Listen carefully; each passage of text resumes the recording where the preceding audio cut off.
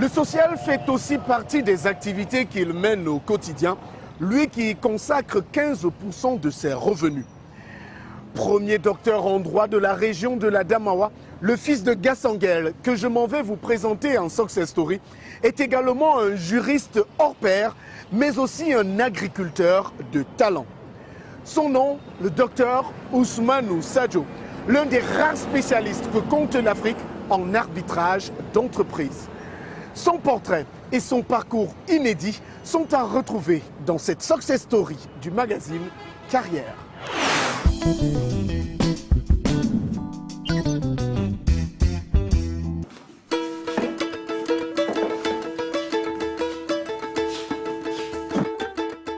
C'est un juriste d'entreprise d'exception. J'ai résilié mon contrat avec le JICAM en 2009 et j'ai attendu 3 bonnes années avant de créer le Centre permanent d'arbitrage et de médiation du CADEV, le CEPAM. Un spécialiste de la culture des agrumes. Est-ce que vous savez que les oranges que nous consommons à longueur d'année, de Kuseri jusqu'à Kiosi, viennent du Nigeria? Mais surtout, un homme au grand cœur, résolument engagé pour le développement de sa communauté, qui consacre 15% de ses revenus à des œuvres sociales. Il faudrait inculquer aux enfants non seulement la connaissance de la religion en tant que prescription divine, en tant que pratique spirituelle, mais aussi en tant qu'une école de la vie, tout simplement. C'est l'histoire d'un fils de Ngassangel dans la région de la Damawa, devenu à force de travail et de persévérance une référence africaine dans le domaine de l'arbitrage et du droit des entreprises.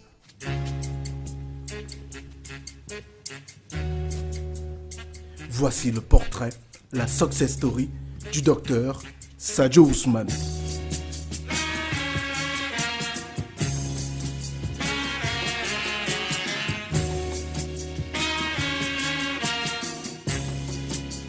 Sadio Ousmanou, ou comme beaucoup m'appellent aussi ailleurs Ousmane Sadio. Je suis un Camerounais originaire de la région de l'Adamawa et précisément du département du Faro et des Hauts, dont Tignière.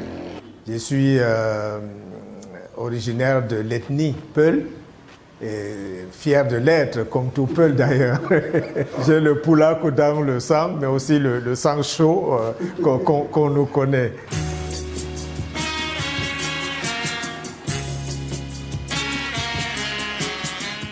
Yaoundé, capitale politique du Cameroun.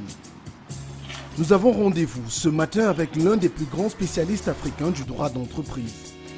Juriste pétri d'expérience au Cameroun et en Afrique, formateur et encadreur, le docteur Sadio Ousmane nous accueille tout sourire au siège du CADEV, le Centre africain pour le droit et le développement, institution qu'il a créée et dirige depuis plus de 15 ans déjà. Bonjour Doc. Bonjour monsieur. Bienvenue au CADEV. Merci à vous de nous accueillir, monsieur. Merci.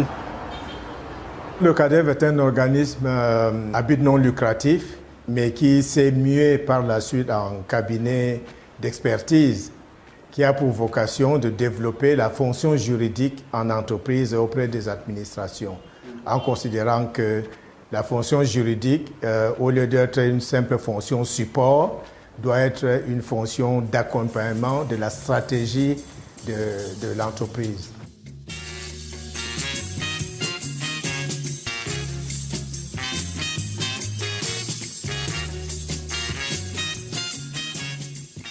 Avant de nous appesantir sur les activités du CADEV, petit retour en arrière pour revisiter avec lui son parcours scolaire et académique. C'est à Gassangel, petite bourgade située dans l'arrondissement de Tignière, département du Faro et des Hauts-régions de la Damawa, que débute le parcours d'Ousmane, fils de Sadio. C'est ici que grandit le fils du grand notable au sein du clan Sadio. Un petit garçon espiègle à la réputation de garnement.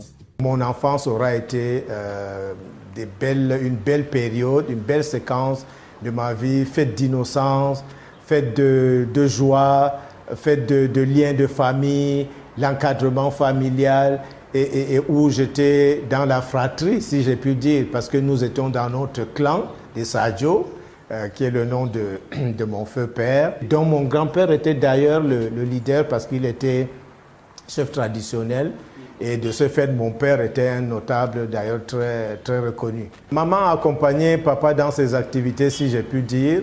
Mais papa, à l'époque, parce que figurez-vous, nous sommes dans les années 60, c'est-à-dire entre 60 et 70. Le Cameroun venait d'accéder à l'indépendance il y a seulement à peu près 7 ans, quand je suis né, donc autour des années 67. Alors, nous avions encore l'administration coloniale qui était assez présente dans les pratiques de l'administration camerounaise. Et il me souvient qu'à l'époque, il y avait un type d'impôt qu'on appelait l'impôt de capitation. Et donc, chaque personne, dès qu'elle atteignait l'âge d'adulte, devrait payer un impôt. Donc, mon père a été désigné, déjà depuis l'administration coloniale, comme un percepteur d'impôts. Et donc, c'est lui qui collectait les impôts dans toutes les contrées autour de la ville de Tignières et les reversait donc auprès du trésor. C'est quelqu'un qui nous a toujours fait comprendre que si on veut réussir, on n'a qu'à travailler. Et il avait lui aussi ses modèles, hein. Il nous citait des modèles.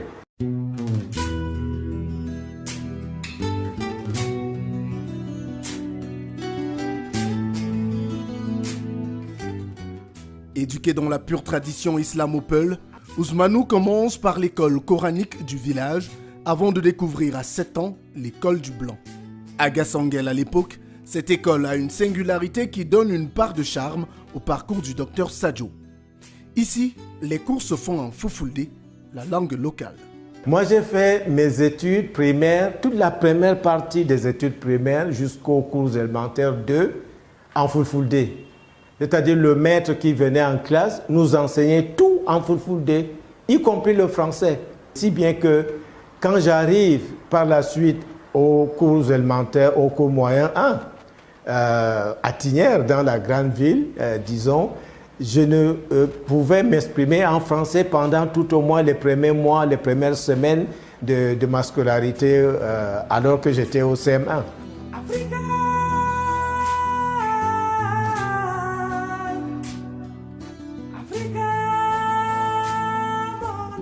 Arrive la classe du CM2. Le jeune Sadio doit présenter le certificat d'études primaires et élémentaires ainsi que le concours d'entrée en 6e. Du moins, c'est ce qui est au programme. Sauf qu'après les congés de Noël, son père découvre qu'il est encore à la maison 1 mois après la reprise des classes. Quand j'arrive au CM2, il était question donc de passer le CEP et l'entrée en 6e. Au bout du premier trimestre, après les congés de décembre, je repars au village et je tombe, si j'ai pu dire, sur un de mes grands-pères qui était excellent tisserand. Il faisait les nattes là, mais avec des frises comme à la machine. Et ça m'a tellement bluffé que j'ai décidé d'arrêter l'école pour l'accompagner dans cette activité. Aujourd'hui, je serais un grand tisserand. Bon, ça n'aurait pas été plus mal non plus. Et puis, mon père s'est rendu compte qu'un mois après la rentrée, j'étais toujours à la maison. Il me dit, mais c'est pas possible. Qu'est-ce que tu fais là? Et on avait une peur bleue du commandant de gendarmerie. Il m'a dit, écoute, le deal qu'on fait, c'est que soit tu rentres ce soir à Tignières, continuer tes études, soit demain matin, le commandant viendra avec son véhicule et des gendarmes te ramasser. Alors la peur du gendarme, pour moi, a été dès le départ le commencement de la sagesse.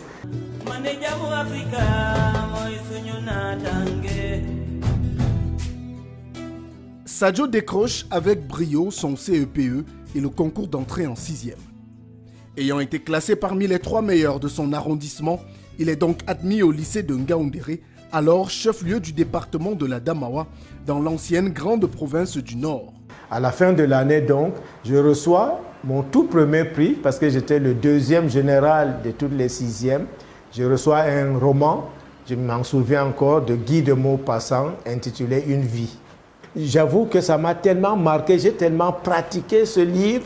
Je ne peux pas dire que je l'ai lu, je l'ai pratiqué en fait. Au point où son parfum, je sens encore le parfum de ce papier-là, je vois encore les couleurs, je vois la luxure du papier entre mes mains quand je feuillette et tout ça. Et ce roman était devenu en fait mon vademecum, mon compagnon inséparable.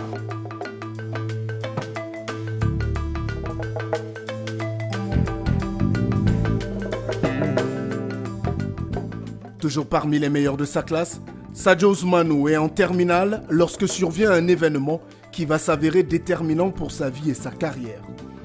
Nous sommes en 1986 et le Cameroun à cette époque accorde des bourses aux meilleurs élèves du pays afin qu'ils puissent étudier à l'étranger. Au lycée de Ngaoundéré, les dirigeants de l'époque choisissent d'exclure les élèves des séries littéraires du processus de sélection. Je constitue moi-même le dossier de demande de bourse, mais je le constitue de quelle manière? Puisque le lycée ne délivrait pas les formulaires officiellement aux élèves de terminale A. Je suis donc allé voir le planton du proviseur, c'est lui qui s'occupait un peu de la salle de réprographie avec une machine qu'on appelait à l'époque le Ronéo, c'est-à-dire qui fait la réprographie des documents, et je lui ai demandé de me concocter un exemplaire, un formulaire de demande de bourse. Il a donc, y compris en allant fouiller dans la poubelle, il a pu me constituer un dossier.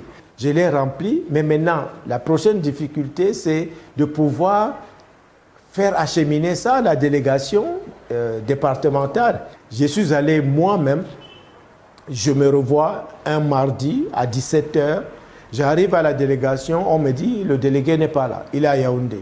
Et à l'époque, il y avait l'avion tous les jours entre Ngaoundéré et Yaoundé.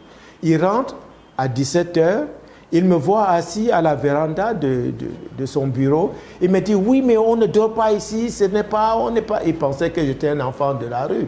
Je lui ai dit, non, j'avais mon petit dossier, ma chemise. Quand il ressort, il me dit, mais je vous ai demandé de partir de là, qu'est-ce qu'il y a? J'ai dit, monsieur, je suis venu déposer un dossier. Il me dit, mais quel dossier? Il dit, mon dossier de demande de bourse. Il dit, mais c'est le lycée qui transmet les dossiers, ce n'est pas individuel, ce n'est pas chacun qui le fait. Il dit, mais le lycée a transmis en nous excluant, nous les littéraires. Il me dit, oui, mais si le lycée l'a fait, moi je rentre de Yaoundé où je suis allé déposer les dossiers du lycée de Ngaoundéré. Après, il était rentré dans sa voiture, me laissant là, et il ressort et me dit, faites voir le dossier là. Il prend mon dossier et dans la liasse, on devait joindre les bulletins de la seconde, première et premier trimestre de terminale. Il commence par voir mes bulletins. Je vois comment il referme progressivement la portière de sa voiture. Il arrive en première, il revoit tous mes bulletins. Il voit mon bulletin du premier trimestre de terminale où j'étais premier ex aequo. Il referme le dossier et me dit, venez dans mon bureau. Qu'est-ce qui s'est passé? J'ai dit, c'est le censeur qu'on appelait Zamangoué, un monsieur de Mbouda, qui nous a dit que de Yaoundé, ils ont reçu l'instruction que les littéraires ne pouvaient pas postuler pour la bourse. Il me dit, mon fils, je veux repartir à Yaoundé exprès pour votre dossier.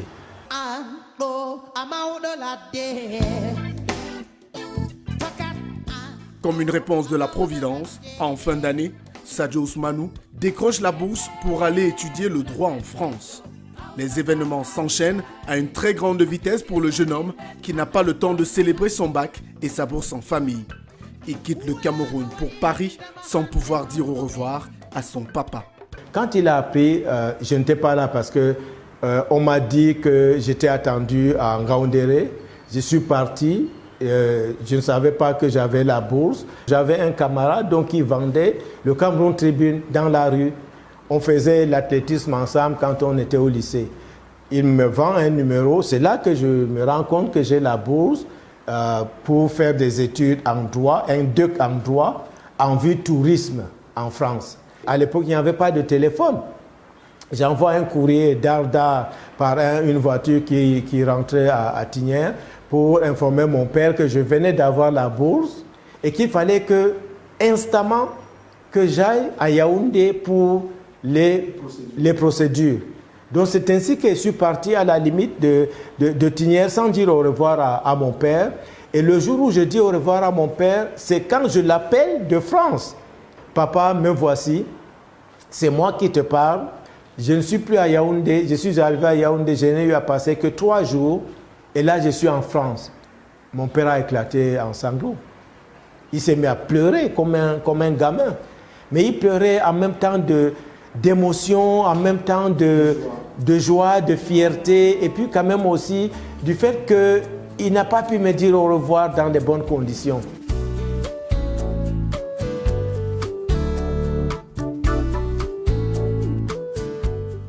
Direction donc la France, plus précisément Rennes. Ousmane Sadio est inscrit pour étudier le droit option tourisme. Il boucle ses 2 années et obtient le DUG, le DUG en droit. J'obtiens le DUG et je décide de ne pas faire les études de tourisme, mais de continuer en droit. Sauf que j'avais cet obstacle de l'intitulé de ma bourse. L'État camerounais me dit, à l'ambassade du Cameroun en France, au service des bourses, si vous ne continuez pas en tourisme, votre bourse perd son objet. Et vous devez soit continuer vos études à vos frais, soit rentrer au pays avec votre DUG. J'ai dit, ce n'est pas possible. Je veux continuer mes études en droit et l'État camerounais va continuer de financer mes études. Je repars donc à Rennes voir tous mes professeurs. Tous, j'ai dit. Et ils me font des lettres de recommandation sur la base de mes performances universitaires, de mes performances académiques. Ils témoignent que ce serait dommage qu'un tel élément ne puisse pas continuer en droit pour devenir juriste plein et qu'ils doivent faire autre chose. Je suis reparti à l'ambassade avec tout mon dossier que j'ai présenté. Quand ils ont vu ça, ils ont dit, bon, après tout, c'est peut-être pas plus mal non plus. On va le laisser donc continuer en droit. Et donc, on a reconduit ma bourse, licence et maîtrise, donc second cycle, pour le droit. Et par la suite, j'ai obtenu donc la prise en charge par la France dans le cadre de cette coopération-là pour le 3e cycle, dont le cycle de doctorat.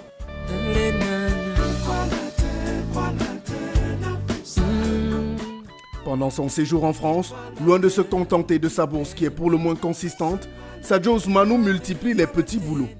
Vendangeur durant l'été dans les plantations, il est également relecteur au sein du quotidien Ouest France et travaille pour une revue juridique.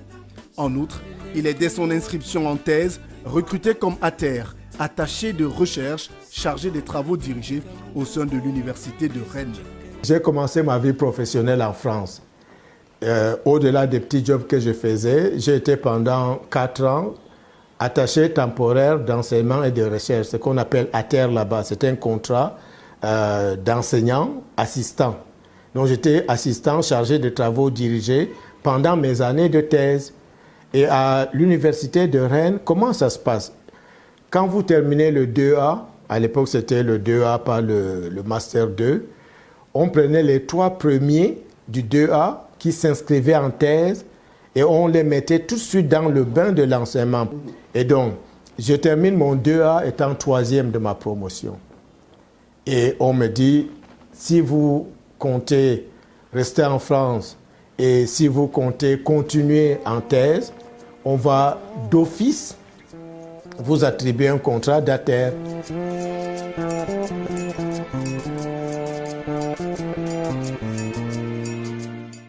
Son doctorat achevé, et alors que la France lui tend les bras avec de nombreuses propositions d'emploi, le docteur Sadio Ousmanou décide de rentrer au pays. Je suis rentré sur un coup de chance une fois de plus.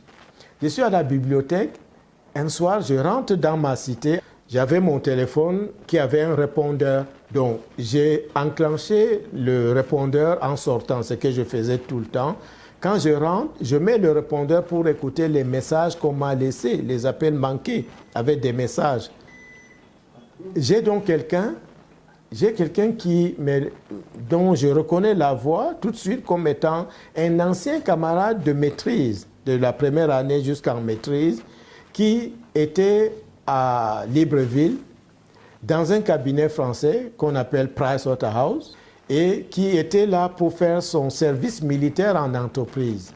Et le cabinet Pricewaterhouse, dont l'équivalent du cabinet gabonais, qui était dirigé par des Français, parce que c'est une filiale, ce sont des filiales françaises, était à la recherche d'un assistant pour remplacer un Camerounais qui venait de démissionner de Pricewaterhouse pour aller dans un autre cabinet à Douala. Et il me dit, il y a un poste qui vient de se libérer, écoute, Ousmane, si ça t'intéresse, appelle ce numéro.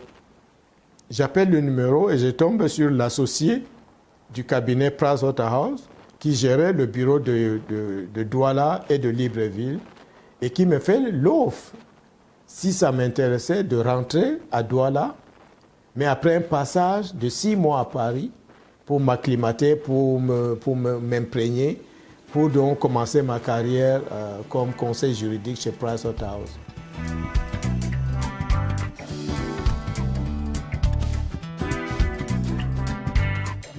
Deux ans. C'est le temps que met le docteur Sadio Ousmanou dans ce cabinet international à la réputation bien établie. Le fils de Gassanguel, désireux de participer au développement du pays, se voit mal continuer à représenter les intérêts d'entreprises françaises au Cameroun. Il intègre alors une organisation internationale avec le statut de juriste conseil pour l'Afrique de l'Ouest. Pendant 6 ans, il travaille aux côtés des éleveurs et agriculteurs de 7 pays de l'Afrique de l'Ouest. Premier docteur en sciences juridiques de la Damawa, il garde un point d'attache au pays puisqu'il est dès son retour recruté comme enseignant à l'université de Ngaoundéré. Quand je me retrouve en France, nous étions 3 Africains en première année sur 1800 étudiants. Par la suite, j'ai été parmi les tout premiers Africains à assurer des travaux dirigés à la faculté de droit de Rennes. Quand je rentre, on me dit que je suis le premier docteur en droit de la province de l'Adamawa. Et c'est pour ça d'ailleurs qu'on m'a pris en otage pendant un certain temps à l'université de Ngaoundéré, parce qu'il fallait que j'y sois intégré et que je sois un peu le régional de l'étape, si je puis dire, un peu l'icône. Mais c'est bien aussi pour les jeunes, les petits frères, les cadets, qu'ils voient un peu que c'est possible pour eux également. Mais de ce point de vue, j'avais une petite pointe de fierté, pas par rapport à moi-même, mais par rapport à l'exemple que je pouvais constituer en vérité. Et ça a toujours été le cas.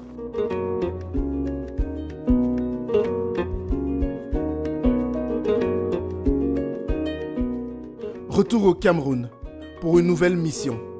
Le docteur Sadio Ousmanou dépose ses valises au JICAM, le groupement interpatronal du Cameroun, en qualité de directeur juridique. J'intègre le JICAM, il y a une grande leçon que je pourrais passer aux jeunes à travers ça. C'est le cabinet Pricewaterhouse, duquel j'avais démissionné 5 ans plus tôt, qui me rappelle et me fait la proposition du poste que venait d'ouvrir le JICAM. Parce que je parle de Price pour l'Afrique de l'Ouest, où j'intègre une grande organisation non gouvernementale qui fait toujours d'ailleurs la PES, qui fait dans l'encadrement des acteurs agro-pastoraux. Et moi, j'étais juriste régional pour 9 pays. Quand je parle de là, je me rends compte en vérité que je suis parti de Price, mais j'ai gardé les contacts avec mes collègues et ma hiérarchie que j'avais laissée, mon manager. Aujourd'hui, Madame Nadine Tinen, que je respecte beaucoup, était une collègue. C'est elle qui est la patronne Afrique de Pricewaterhouse. Alors, le JICAM confie donc au cabinet Price le recrutement d'un directeur juridique. Nadine Tinen et M. Komtienta savaient que j'étais rentré au Cameroun et j'étais à l'université de Ngaoundéré. C'est là qu'ils me proposent, si ça m'intéresse, de venir postuler. Je postule et je suis retenu. Et le jour où je commence mon contrat au JICAM, Je savais que j'allais créer un cabinet. Je m'étais donné 5 à 7 ans pour le faire. Mais effectivement, j'ai voulu le faire 5 ans plus tard. Le président du JICAM, à l'époque, M. Siaka, m'a bloqué. Il m'a dit, vous ne démissionnez pas. 1 an plus tard, je suis revenu. Il me dit, ce n'est pas le moment, vous ne partez pas. 1 an plus tard, je suis encore revenu pour lui dire, cette fois-ci, je pars. Il m'a dit, tu peux partir. Je ne peux plus te retenir. Mais il me pose la question de savoir, où allez-vous? Il dit, je vais créer un centre de formation juridique. Il me dit, mais ça ne nourrit pas son homme. Je crois que s'il nous suit, il peut témoigner de cela. Il dit, ça ne nourrit pas son homme. Je dis, Monsieur le Président, j'ai ma vision de cette activité de formation. Je suis sûr que ça va marcher.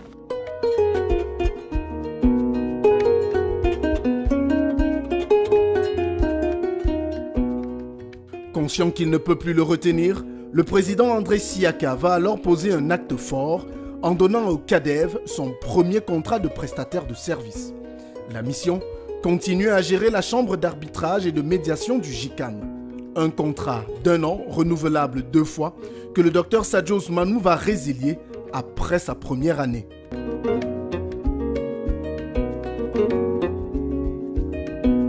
Destination, la salle des actes du CADEV. C'est ici que se déroulent les audiences du centre d'arbitrage mis en place par le docteur Sadio et son équipe depuis 15 ans déjà. La création du CADEV, qui veut dire Centre africain pour le droit et le développement, vient du souci que j'ai toujours eu déjà d'utiliser autrement mes compétences, c'est-à-dire de sortir du salariat pour me mettre dans l'entrepreneuriat professionnel, mais aussi du souci de contribuer au développement de la fonction juridique en entreprise, pas seulement au Cameroun, mais dans l'Afrique, tout au moins dans tout l'espace OHADA, qui aujourd'hui est constitué de 17 pays.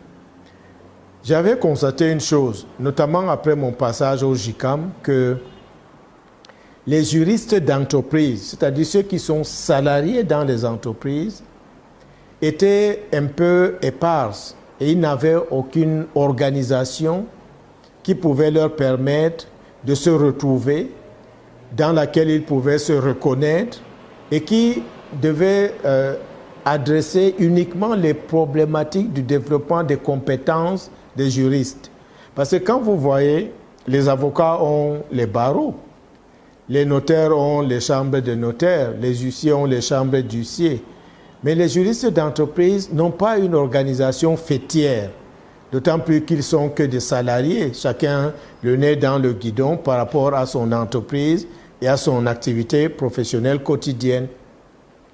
J'ai donc pensé qu'avec une organisation, un organisme comme le CADEV, c'était le moyen de fédérer les juristes d'entreprise, de leur offrir en tous les cas un cadre de retrouvailles, mais aussi un cadre où ils pouvaient trouver les éléments pour renforcer leurs capacités, les outils de renforcement de leurs capacités et les opportunités de networker, non seulement entre juristes camerounais, mais au-delà. Le JICAM a été premier client du CADEV en tant que cabinet. C'est-à-dire quand je démissionne du JICAM, je crée le CADEV et le tout premier contrat que j'ai avec un client, c'est le contrat de prestation d'assistance au centre d'arbitrage que je devais continuer dans le cadre du CADEV à gérer le centre d'arbitrage du JICAM et le JICAM payait le CADEV pour cela. Et cela a d'ailleurs été l'une des raisons de la résiliation de mon contrat avec le JICAM. Par éthique, je me suis dit je ne pouvais pas créer un cabinet qui avait parmi les éléments de son objet la perspective de créer un centre d'arbitrage et continuer de diriger un autre centre d'arbitrage. Ce n'était pas éthique. J'ai démissionné, j'ai résilié mon contrat avec le JICAM en 2009 et j'ai attendu 3 bonnes années jusqu'en 2012, dont un délai de viduité, si j'ai pu dire, pour me faire oublier avant de créer le centre permanent d'arbitrage et de médiation du CADEV, le CEPAM. Et aujourd'hui, donc, le CEPAM figure aux côtés du centre de médiation et d'arbitrage du JICAM parmi les 2 principaux centres d'arbitrage et de médiation au Cameroun.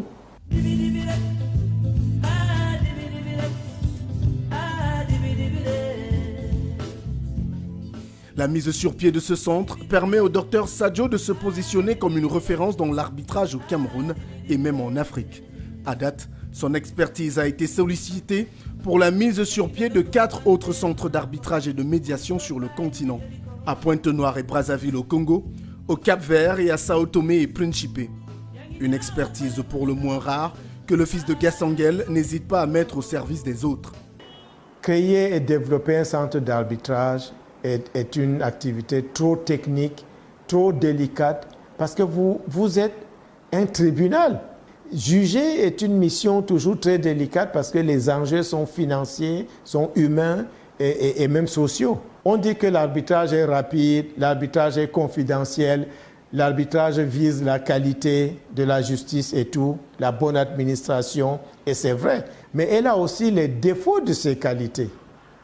Parce que nous sommes dans un environnement où chacun cherche à tirer la couverture à soi, si bien que les partis parfois voudront recourir à la justice étatique, probablement pour tirer le meilleur parti des faiblesses pourtant de cette justice-là. La lenteur et peut-être certaines pratiques anti-valeurs, mais fondamentalement la lenteur de la justice étatique est intrinsèque. On n'y peut rien, il y a trop de dossiers et peu de magistrats, donc ce n'est pas de leur faute à la limite si la justice est lente aussi quelque part.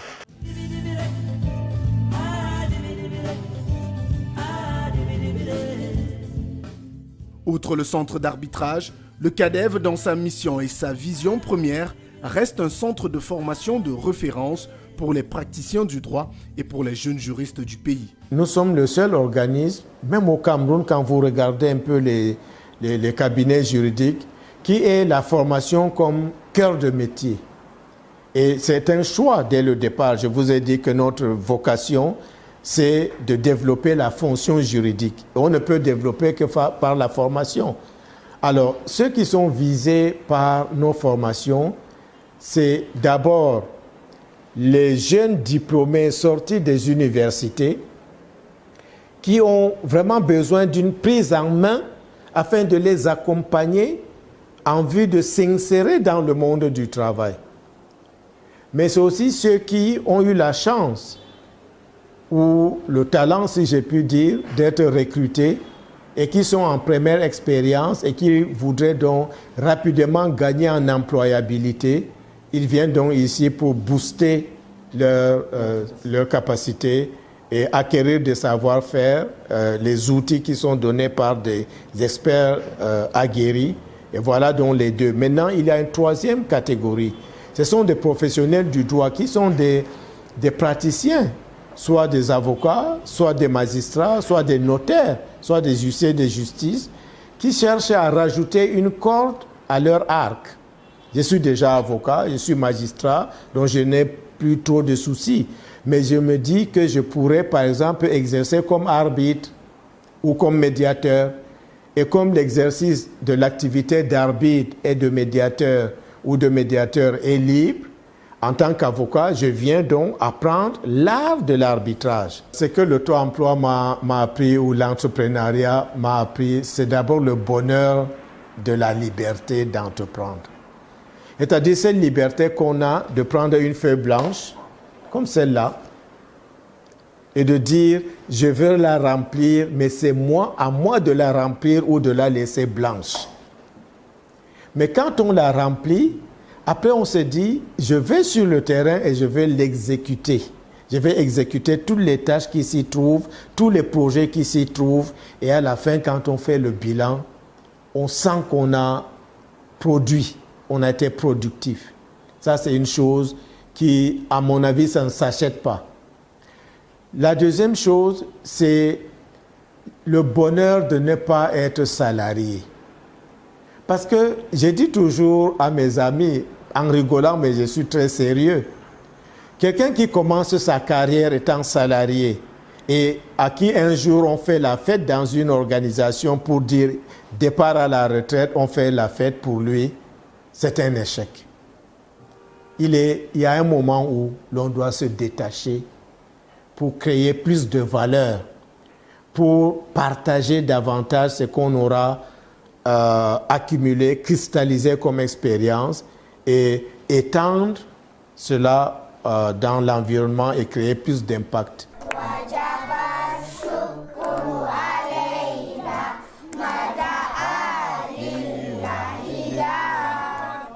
Changement de décor et d'ambiance. Nous retrouvons le docteur Sadio Ngusso. Ici, non loin de son domicile, le fils de Gassangel s'emploie à impacter positivement sa communauté. Dans cette activité sociale, pour laquelle il consacre 15% de ses revenus, de nombreux enfants sont encadrés selon les valeurs islamiques, dans le but d'en faire des hommes et des femmes de valeur. La vision de cette madrasa, en fait, donc de cette école islamique, parce qu'elle n'est pas que coranique, c'est en fait d'accompagner les jeunes scolaires dans cette phase de leur éducation qui est critique, l'éducation de base.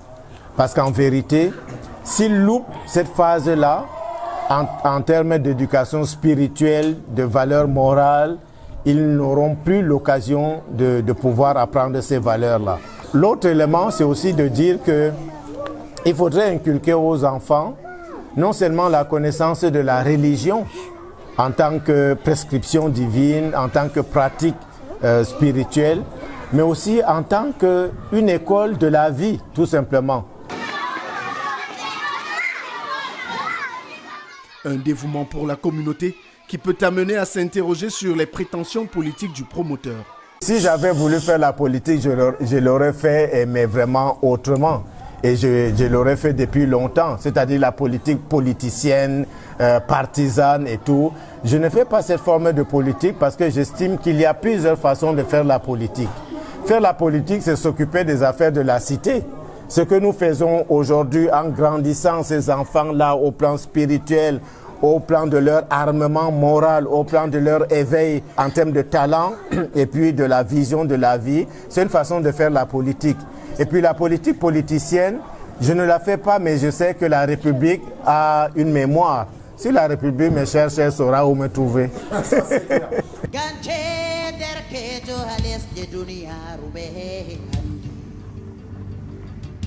La dernière étape de notre parcours avec le docteur Sadio Ousmanou nous emmène dans la périphérie de Yaoundé.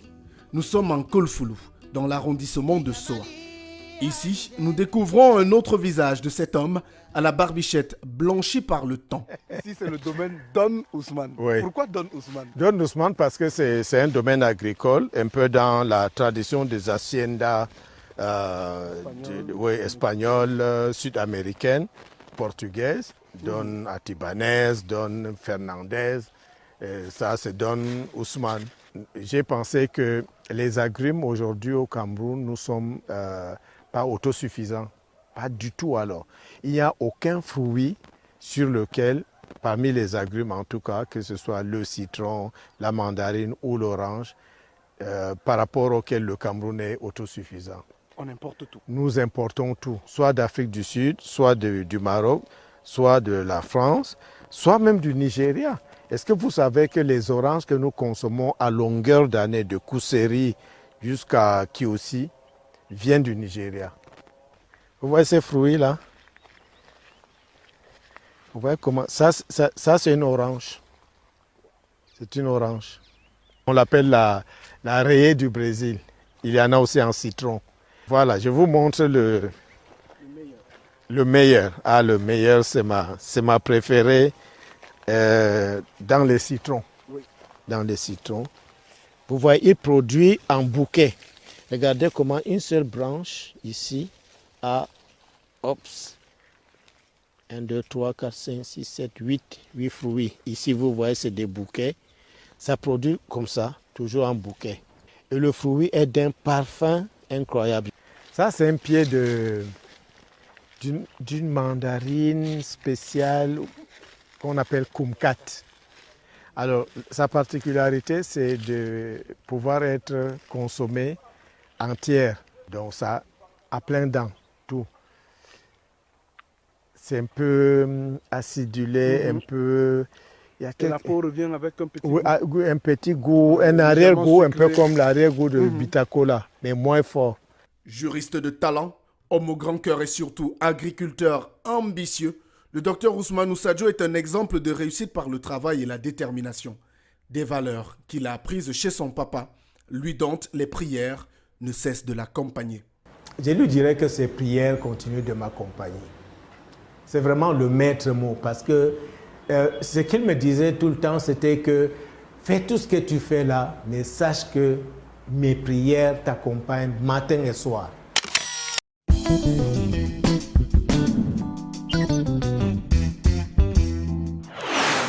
Nous sommes toujours avec notre invité en Success Story, le docteur Sadio Ousmane. Quels sont vos plus grands regrets et quelles sont vos plus grandes fiertés? Les plus grandes fiertés, je pense, c'est le rôle globalement social que ma carrière professionnelle m'a amené à jouer jusque-là. Au-delà de ce qu'au plan personnel j'ai pu gagner, par exemple comme salaire, comme honoraire, véritablement le point de satisfaction, c'est de voir qu'un individu peut être un bon contributeur dans le développement d'un pays à son niveau. Ce qui veut donc dire que si on peut agréger nos forces, chacun autant que nous sommes, nous pouvons constituer une véritable montagne de valeurs. C'est-à-dire on peut créer un cercle vertueux et une chaîne véritablement de valeurs. Et au niveau des regrets, s'il y avait quelque chose à corriger?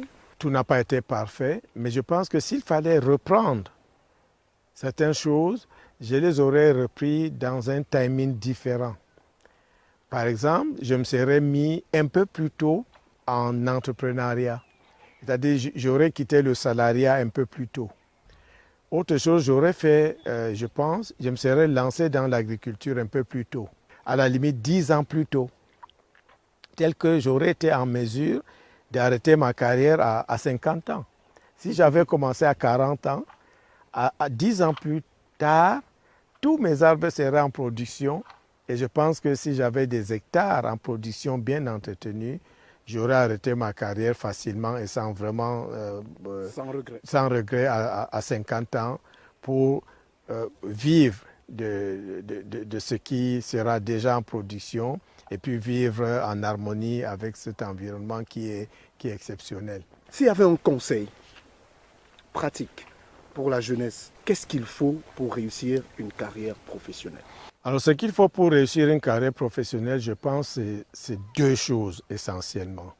Au-delà de la baraka et tout ça, d'accord, le destin, comme on dit, pour ne parler que des choses que nous maîtrisons vraiment, c'est-à-dire quand je me lève le matin, j'ai envie de dire, il ne tient qu'à moi d'aller affronter le soleil ou la pluie. Donc, le travail et la crédibilité qu'on développe. Deuxième chose, c'est de développer une culture de la discipline personnelle, de la résilience. Parce que beaucoup de personnes se découragent à la première difficulté.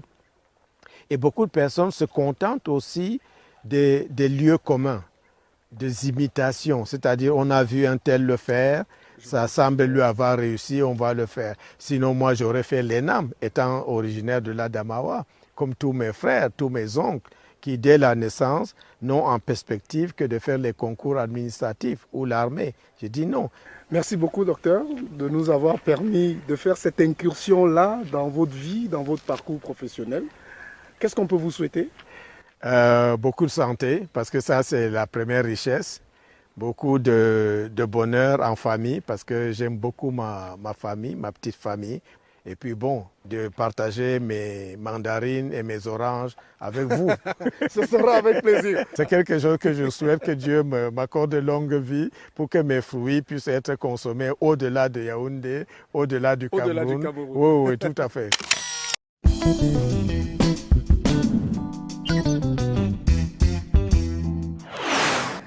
La colère est très mauvaise conseillère, ne le dit-on pas assez souvent. Si dans le cas des féminicides, elle peut conduire à des drames inexplicables, dans le cadre professionnel, la colère peut vous amener à prendre des décisions qui ont un impact important sur le processus de construction de votre carrière. Comment avoir la maîtrise de soi et surtout de ses émotions? Voici les réponses à ces questions dans le coaching de carrière que présente Roland Quemen.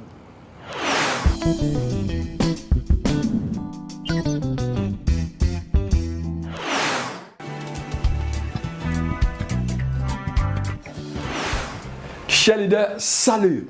Je suis Roland Quemen, coach et formateur en leadership, fondateur du cabinet Go Ahead Africa Limited. Bienvenue à cette session coaching. Notre thème du jour, la maîtrise de soi et surtout la gestion des émotions. Chers leaders, la maîtrise de soi est un aspect du contrôle inhibiteur. C'est cette capacité que nous avons à réguler nos émotions, nos pensées, surtout notre comportement, face aux tentations et surtout aux impulsions.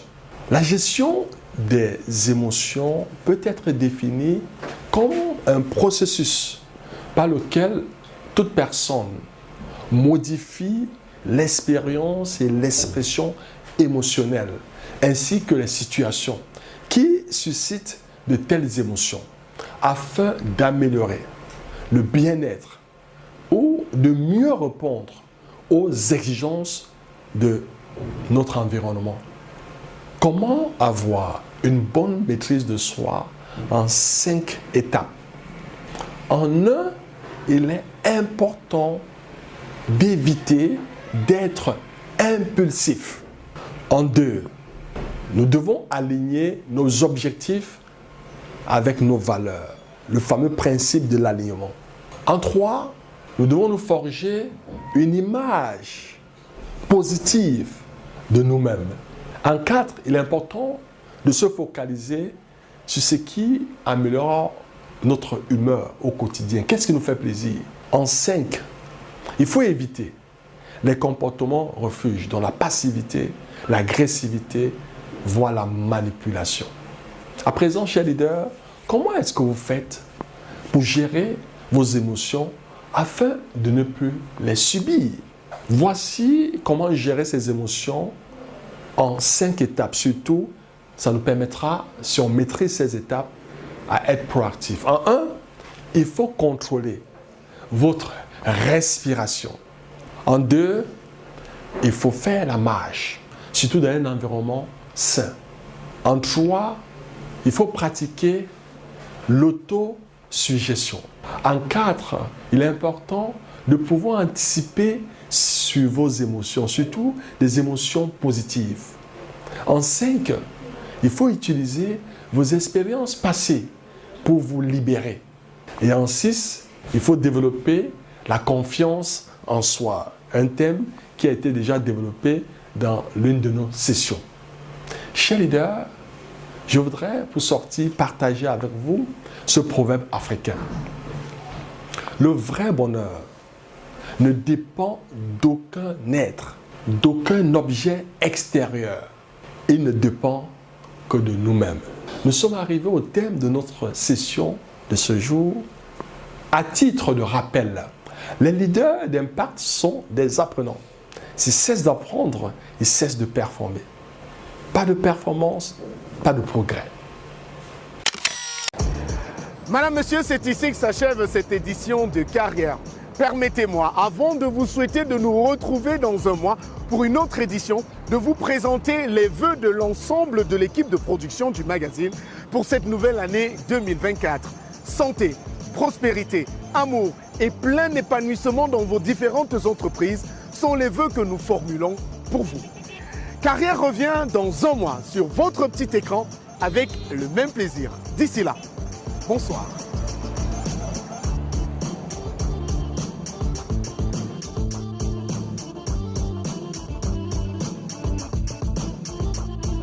Ce programme vous a été offert par Castel Beer. Castel Beer, le goût de la réussite. Je suis Afrique, terre de tous les hommes. Je suis toi, moi, lui, l'autre, fier d'entreprendre, de réunir, de réussir. Je suis Afrique. mélange de vie, de langue, de couleurs, de parfums, de goût fort. Je suis libre, créatrice inspirée, sensuelle et vibrante. Je suis Afrique des réussites nouvelles. Castelbeer, le goût de la réussite.